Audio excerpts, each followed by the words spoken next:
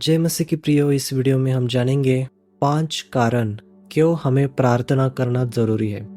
ये 5 कारण यानी ये 5 वचन मैं आपके साथ शेयर करना चाहता हूँ। और कारण तो बहुत सारे हैं परमेश्वर की उपस्थिति में जाने के लिए, परमेश्वर से प्रार्थना करने के लिए। क्योंकि सबसे पहले तो ये परमेश्वर की आज्ञा है कि हमें प्रार्थना करना है, हमें परमेश्वर की उपस्थिति में जाना है।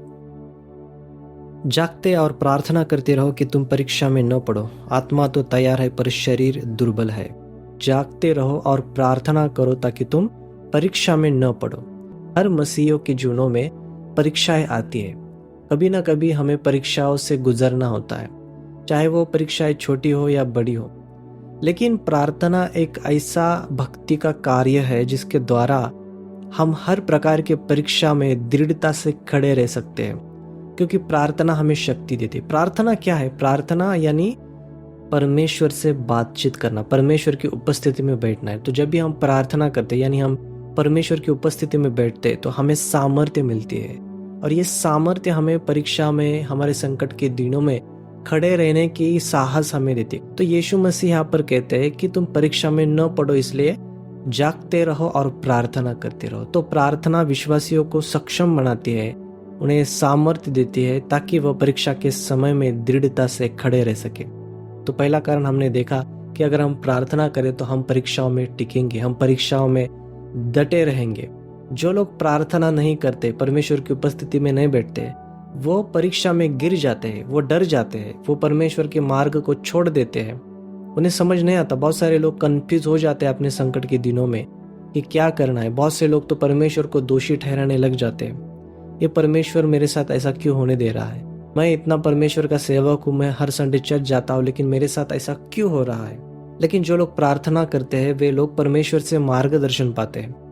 वे लोग परमेश्वर से सवाल नहीं करते, वे परीक्षा में टिकते हैं, परीक्षा में दृढ़ता से खड़े रहते हैं। फिर उसने अपने 12 चेलों को पास बुलाकर उन्हें अशुद्ध आत्माओं पर अधिकार दिया कि उन्हें निकाले और सब प्रकार की बीमारियों और सब प्रकार की दुर्बलताओं को दूर करें। तो यह अधिकार सामर्थ्य देने से पहले यीशु मसीह ने उन्हें अपने पास बुलाया। तो यहाँ पर ऐसा शब्द लिखा है कि फिर उसने अपने 12 चेलों को पास बुलाकर। तो प्रिय, जब भी हम परमेश्वर के पास जाते, परमेश्वर की उपस्थिति में जाते, हम अधिकार और सामर्थ्य में चलने लगते हैं। हमारे पास सामर्थ्य रहता है, दुष्ट आत्माओं के ऊपर अधिकार रहता है। जो लोग प्रार्थना नहीं करते ना, वो लोग शैतान का सामना नहीं कर सकते, वो उनके पास सामर्थ्य नहीं रहती। तो जब भी हम प्रार्थना करते हैं, हम परमेश्वर की उपस्थिति में रहते हैं, तो चाहे हमारे आगे किसी भी प्रकार का बीमार व्यक्ति आ जाए, किसी भी प्रकार के दुष्ट आत्मा ग्रसित लोग आ जाए, हमारे पास सामर्थ्य रहती है। तो दुष्ट आत्माएं केवल उन्हीं विश्वासियों से डरती है जो विश्वासी परमेश्वर की उपस्थिति में बैठते हैं, जो विश्वासी प्रार्थना करते हैं। तो दुष्ट आत्माएं ऐसे विश्वासियों से नहीं डरते जो केवल ज्ञान करते, बड़ी बड़ी बातें करते रहते हैं। लेकिन जो प्रार्थना नहीं करते, ऐसे विश्वासियों से शैतान नहीं डरता। शैतान केवल उन्हीं लोगों से डरता है जो लोग परमेश्वर की उपस्थिति में बैठते हैं। क्योंकि जो लोग परमेश्वर की उपस्थिति में घुटने टेकते, वे कभी भी शैतान के आगे घुटने नहीं टेक सकते, कभी भी संकट के समय में संकट के आगे घुटने नहीं टेक सकते। इसलिए प्रार्थना करो। इसलिए हम बहुत सारे मिनिस्ट्रीज को देखते, सेवकाई को देखते, बड़े बड़े पास्टर्स, अपोस्टल्स को हम देखते हैं जिनके मिनिस्ट्री में दुष्ट आत्माओं को निकालना, छुटकारे की प्रार्थना, छुटकारे के चमत्कार होते, चंगाई के चमत्कार होते हैं। उन सभी पास्टर्स का एक सीक्रेट रहता है कि वे लोग ज्यादा प्रार्थना करते। जो परम प्रधान के छाए हुए स्थान में बैठा रहे, वह सर्वशक्तिमान की छाया में ठिकाना पाएगा। तो यह जो भजन है दाऊद का, यह सुरक्षा का भजन है। किस प्रकार के लोगों की सुरक्षा की जाएगी? तो पहले वचन में ही बताया गया है कि केवल ऐसे विश्वासियों की ही सुरक्षा की जाएगी जो परमेश्वर की उपस्थिति में बैठे रहते हैं। देखो, बैठना और जाना, ये दोनों में फर्क है। ऐसा नहीं लिखा कि जो परमेश्वर की उपस्थिति में जाते हैं, ऐसा लिखा है कि जो परमेश्वर की उपस्थिति में बैठे रहते हैं उन लोगों की सुरक्षा की जाएगी। यानी प्रार्थना, परमेश्वर की उपस्थिति में प्रार्थना के द्वारा बैठते। जब भी हम प्रार्थना करते, परमेश्वर की उपस्थिति में बैठते, तो हम सुरक्षा में रहते। यानी जो व्यक्ति प्रार्थना करता है, जिस व्यक्ति का प्रार्थना जीवन है, वो व्यक्ति शैतान के हमलों से बचा रहता है। शैतान ऐसे व्यक्ति पर हावी नहीं हो सकता। हमने पिछले कुछ वीडियोस में सीखा था कि कैसे शैतान विश्वासियों को फंसाता है, उसके मन में विचार डालता है। लेकिन जो व्यक्ति, जो विश्वासी प्रार्थना में मजबूत है, जिसका प्रार्थना का एक जीवन है, जो रोज प्रार्थना करता है, परमेश्वर की उपस्थिति में बैठता है, ऐसे विश्वासी को भटकाना बहकाना शैतान को बहुत मुश्किल हो जाता है, क्योंकि वो परमेश्वर की उपस्थिति में बैठा रहता है। जो व्यक्ति प्रार्थना करता है वो परमेश्वर की आवाज सुनता है, वो सेंसिटिव हो जाता है परमेश्वर की आवाज सुनने के लिए। किसी भी बात की चिंता मत करो, परंतु हर एक बात में तुम्हारे निवेदन, प्रार्थना और विनंती के द्वारा धन्यवाद के साथ परमेश्वर के सम्मुख उपस्थित किए जाए। तो वचन कहता है कि किसी भी बात की चिंता मत करो। बहुत से लोग प्रार्थना से ज्यादा चिंता करते रहते हैं, सोचते रहते, और थिंकिंग करते रहते हैं। लेकिन परमेश्वर का वचन कहता है कि चिंता मत करो, परमेश्वर पर अपनी चिंता डालो, अपना बोझ परमेश्वर पर डालो।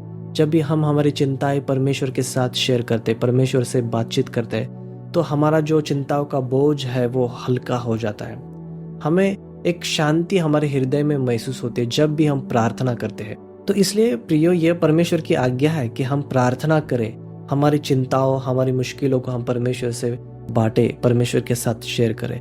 बहुत से लोगों का प्रार्थना न करने का कारण ये भी होता है कि वो बहुत से चिंताओं में ग्रस्त रहते। वे कहते हैं कि प्रार्थना में हमारा मन नहीं लगता, हमारे जीवन में, हमारे हृदय में एक दुख सा है, हमारे विचार भटकते हैं, हमारे मन भटकते हैं। देखो, इसीलिए आपको प्रार्थना करना है। जब भी आप प्रार्थना करते हो, आप अपनी चिंताएं परमेश्वर से शेयर करो। परमेश्वर आपके हृदय को हल्का करेगा, परमेश्वर आपकी चिंताओं को पूरी तरह से आपके हृदय से निकालेगा। वो जो बोझ है आपके हृदय में, वो 1 मिनट में कम हो जाएगा प्रियो। तो अभी फिलहाल आप किसी भी चिंता में हो, किसी भी टेंशन में अभी आप हो, परमेश्वर से प्रार्थना करो प्रियो। अभी परमेश्वर की उपस्थिति में जाओ और उसे कहो कि परमेश्वर, मैं ऐसी ऐसी चिंताओं से ग्रस्त हूँ। मैं पूरे दावे के साथ कहता हूँ प्रियो, परमेश्वर आपके हृदय में शांति देंगे। बस अपनी चिंताएं, जो कुछ भी आपके जीवन में, छोटी बड़ी हर चीज को परमेश्वर के साथ शेयर करो। इसलिए जागते रहो और हर समय प्रार्थना करते रहो कि तुम इन सब आने वाली घटनाओं से बचने और मनुष्य के पुत्र के सामने खड़े होने के योग्य बनो। तो प्रिय, प्रभु यीशु मसीह बहुत जल्द आने वाले हैं, और वही लोग यीशु मसीह के साथ जाएंगे जो लोग जागे हुए हैं। आत्मा में जागने का मतलब क्या होता है? प्रार्थना करना। जब भी हम प्रार्थना करते तो हम आत्मा में जगे हुए हैं। तो जो लोग प्रार्थना कर रहे हैं, परमेश्वर की उपस्थिति में बैठ रहे हैं, जब भी यीशु मसीह आएंगे वह योग्य बनेंगे कि वो प्रभु के साथ जाए। तो प्रिय, रैप्चर बहुत ही नजदीक है, प्रभु किसी भी समय आ सकते, इसलिए प्रार्थना करो। जो लोग प्रार्थना में है वही लोग प्रभु के साथ जाएंगे।